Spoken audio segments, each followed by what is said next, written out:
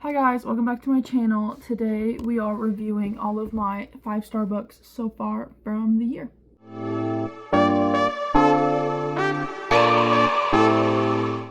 Okay, so to start off, the very first 5-star book this year that I read was Done and Dusted. I don't have a physical copy, I read it on my phone. That book was so good. The spice, you guys, it was, I don't even know how to put it into words. It was just hot. If you read the book, you know. If you know, you know. It's such a popular book, I feel like I don't have to describe the plot, but I will.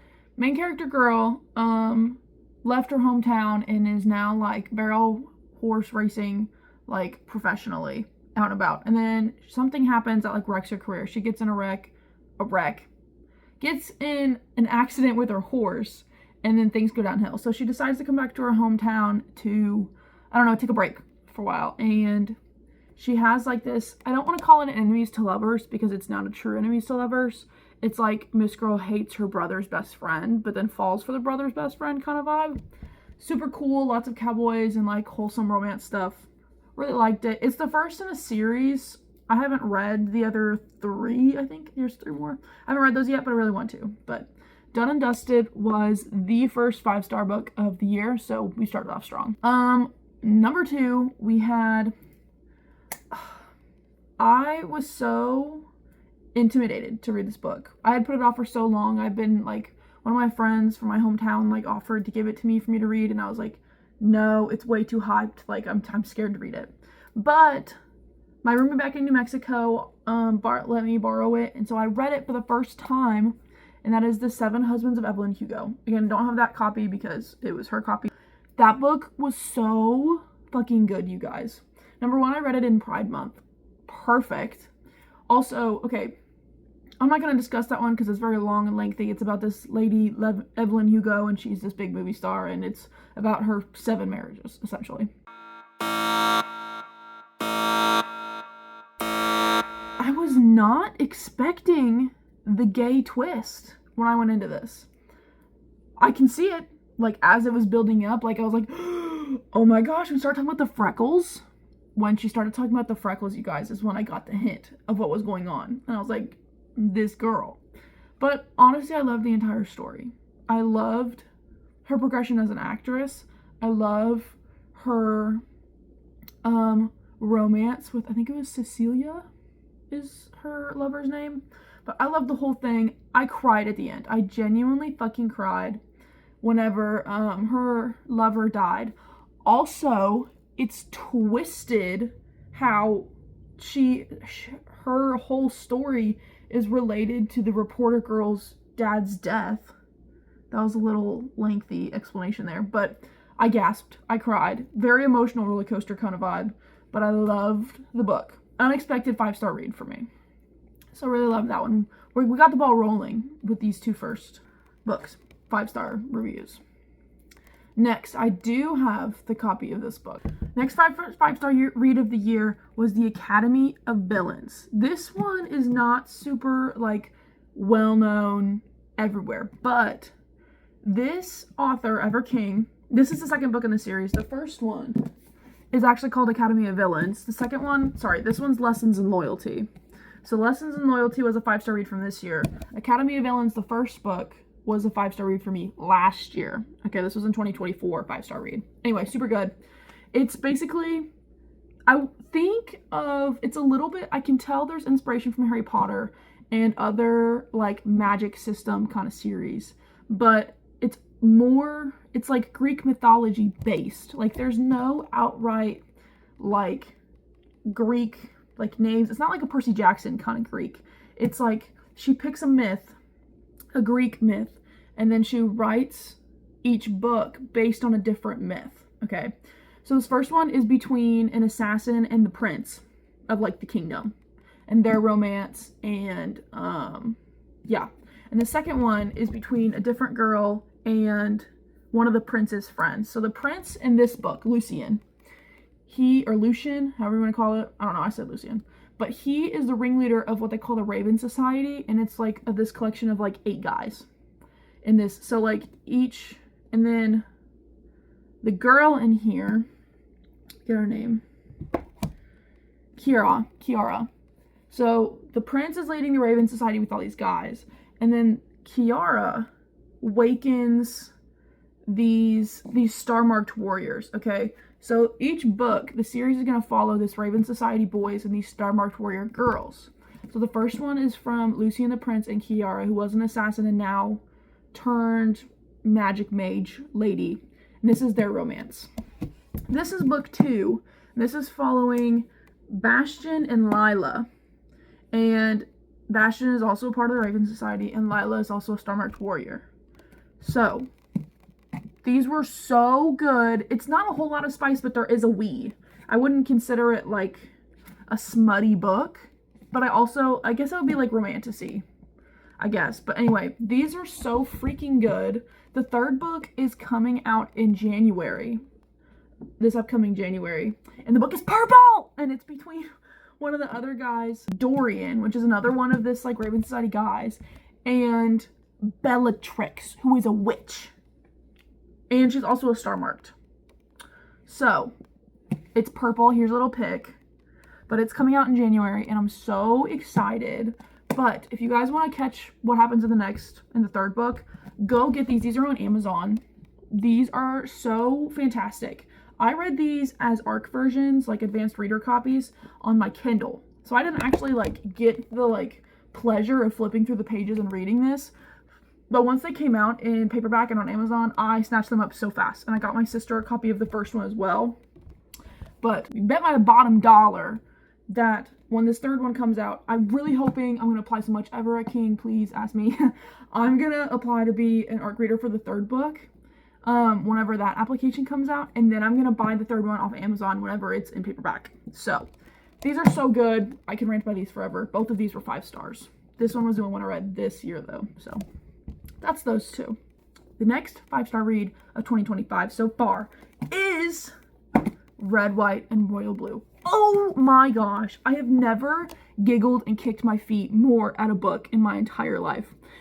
I should not have to explain this one. Very popular book, and it turned into a movie. This is a romance, a gay romance, between U.S. President's son and the Prince of England.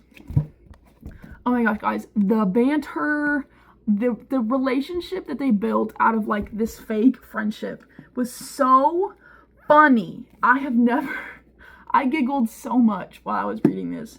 And I read it during Pride Month, so that was great too. But it was so good, honestly. Like, the movie for this, I liked it. And I understand that whenever you're making a movie based off a book, you have to leave out a lot of points. And I totally get that. But they left out the ice cream scene. There was so much that I wish would have been included. This movie should have included every single event in this book. This movie should have been like 3-4 hours long. I would have watched the whole thing. But this book was so good. One of my all-time favorite romances in my life so far, I think. But oh my gosh. You can literally, if my roommates were here, I would ask them to vouch for me. But they listened to me giggle to this book like fucking crazy. I giggled to reading this like when we were sitting inside, when we were laying next to the pool reading. Like, I bet I was an annoying bitch when we were watching this movie and I was comparing every single moment to the book. But I fucking love this. If you are obviously like a gay supporter and you like reading a gay romance, please go read this. This was so funny and I loved their story. It was adorable. So big, almost 6-star. This one can be a 6-star read, honestly, but in the 5 list, I guess, for today. Next on the list is The Hunger Games. So I think I mentioned this last video and on my Bookstagram, but some of my friends from when I went to school in New Mexico, we started like this book club, and so we can like keep in touch with each other and like, I don't know, keep an interest that we all share and like share it all. But for that book club, we are reading The Hunger Games because I've never read it before, and neither one of my friends like absolutely loves the series, so we're reading it together. So in, I think it's July when we started, we read the first book. We're doing 1 book a month. July we read The Hunger Games. August we read Catching Fire. And in September we're supposed to be reading Mockingjay, but we're waiting on one of the girls to get done. So haven't started that one yet, but we're going to. Anyway, these books were so good. I've seen the movies first, and I think that has tainted my review because I know what happens. Like, I can't have an unbiased unfiltered like review of these because I already know like all of the cliffhangers that are supposed to be having an effect. They're still having one. I'm still reacting, but it's not as deep as I would have liked it to be if I had not seen the movies. So these are really good. I'm really loving Katniss's character. She's so smart and quick on her feet. Like, her ability to process things so quickly and come up with answers so fast is insane. But on the other hand, her crash outs, also very valid. Like, girl is not even 20. Girl is still a teenager. Girl's younger than me. And is having so much weight put on her shoulders, and so much, while having so much weight on her shoulders, she's having so much of her own freedom and so many of her own choices taken away from her from both sides. The Capitol more, but like now she's being, in this one, she has been turned into this figure for the rebellion again against her own wishes. Like, so, but I'm loving her character. I'm kind of like tweaking out because of her like push and pull with these boys. Like, what's going on? Damn, fucking pick one. But I also understand the struggle in between that. So these books and this trilogy has been so good so far.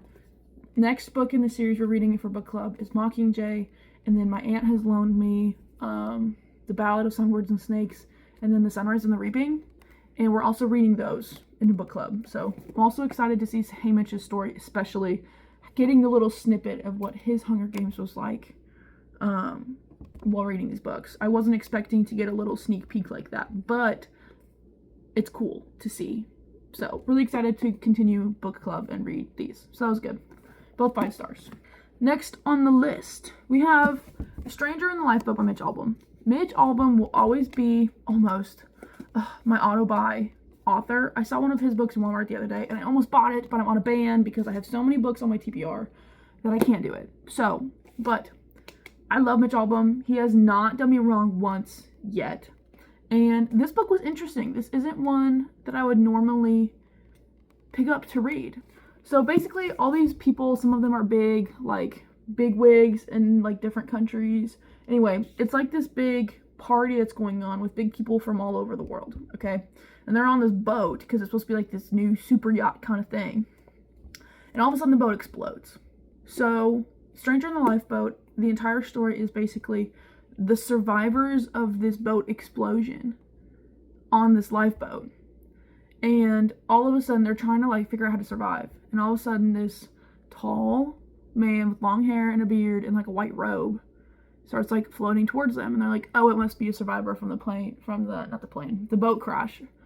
And then he gets on the boat, and they're like, we've never seen this guy before. Who is this guy? And the guy says, I am God. I am the Lord. And so, like, they're all like, what the heck? Some of them are, like, in belief, like, oh my God, it's God. And other ones are like, you're lying. This is weird. And so this entire boat ride is them trying to figure out if the guy is really God. And as they go on, each of them start to die.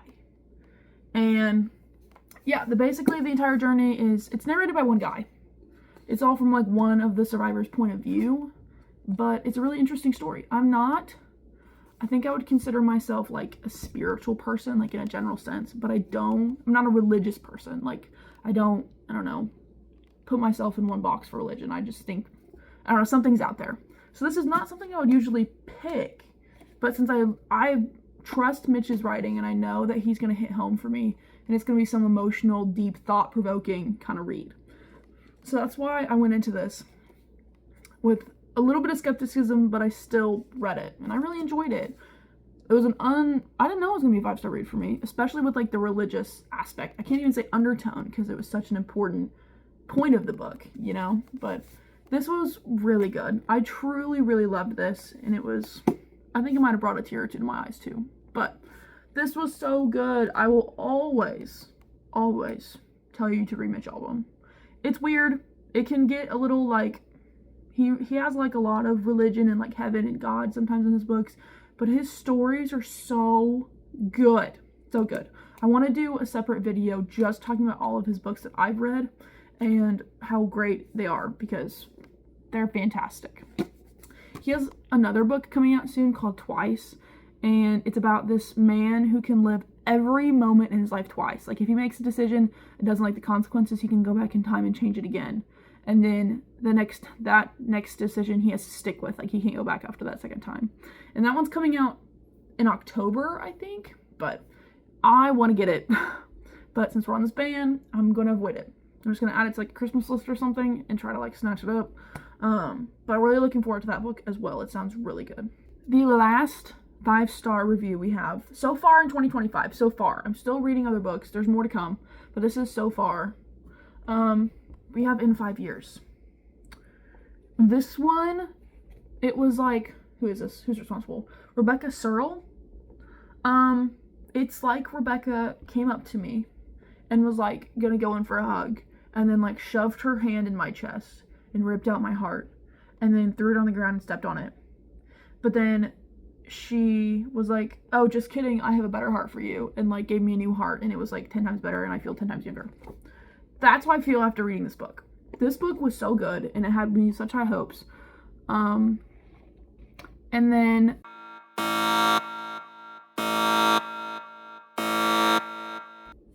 I was so excited for the best friend because she was pregnant, and I was thrilled for her, and then she got cancer. It broke me, guys. Like, that was so sad. Like, I would not wish that on my worst enemy. That's a terrible thing to go through. It broke me. But I thought I like the In 5 Years, like 1 hour future sneak peek like that. I thought that was a really interesting concept, and that's what gripped me to read this book. I've seen this on Bookstagram a little bit, every once in a while. I'm a little behind to the party, but that's okay. But it was really good. I don't know why, but a part of me was always skeptical of the current husband she had, like her fiance.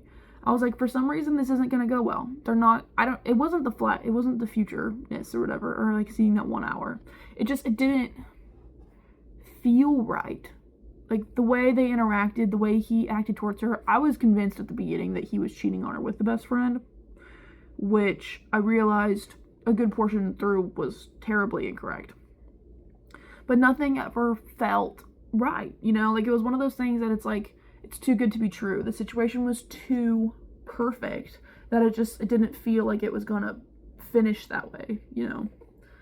But I liked how Rebecca got me, with like the shoot into the future. And it's like, oh my gosh, I'm in this new apartment with this new man and this new ring on my finger and blah, blah, blah, blah. And like, it made you think, oh my gosh, like, this relationship's gonna end and she's gonna start a new one so quickly. I was convinced that, obviously I was wrong about a lot of these things, but I was convinced that after her best friend died, that main character girl and this other guy were gonna get together out of like, based on their mutual grief. Like, they were gonna start dating because they could confide in each other about this mutual loss that they had. But obviously that got, I don't know, knocked out. That didn't happen. I did think that was gonna happen. I thought that they were gonna get together out of their grief, but I'm glad they didn't, because I think that would not have been a good foundation, a good start to a relationship, and I think they would have quickly realized that something was wrong. But this was a good book. I loved the deep meanings, the deep, like, moral of the story of friendship. Like, those two girls had the strongest friendship, and I loved that was the deeper meaning, the deeper love of the story, and it wasn't a romance, you know? Like, the girls' friendship and their relationship to each other and their love for their best friend was the strongest kind of love that could happen in here. Despite both of the men, despite the conflict in main character girl's mind about this guy that she saw in her 5 years in her future. It was her best friend's love. It was so beautiful. It was so sad, but I loved the meanings behind it, and it was so fantastic. So that's why this one's a 5-star. So I'm currently reading Silke's Journey, the girl who like went to Auschwitz and then went to a different prison camp and then became a war nurse. I've already cried to it. I already had a little bit of a breakdown and almost DNF'd it. But I'm gonna push through because I think it's gonna be a good tale of, even though it's like a terrible story, don't get me wrong, it's gonna be a tale of perseverance and strength on Silke's part. I think Silke sounds better. I don't know if that's right, but I think it's going to be a tale of perseverance and her ability to stay strong and survive this ordeal. And it's a true story. It's based on a true story. So that's really intriguing as well. So I'm looking forward to reading this. And I don't know if it'll be a 5-star. We'll see. But, and then also Mockingjay for the Hunger Game book club bit. I think that'll probably be a 5-star as well. I don't see anything in the Hunger Games series going below like 3.5 stars. I think it would have to be like a terrible branch off from the story the story that's happened so far to be a bad review. I think they'll all be fantastic. I don't see anything happening bad there. But yeah, those are my current 5-star reads for 2025 so far. I'm hoping there'll be more. You know, I've read a lot of books so far this year. My reading goal is going pretty good. So we are trucking on, but I am in graduate school and things are kicking up and I'm getting stressed. So we'll see how many more books I can read. I think I only need like 10 more to meet my goal for this year. I think my goal was 40 books this year because I hit my goal was 50 last year and I did not make it. So yeah, we're making it 40 this year. I think I've hit 30 books so far. So yeah, we will see. Stay tuned for my Mitch Albom book reviews and any other 5-star reviews I'll have in the future. See you guys later.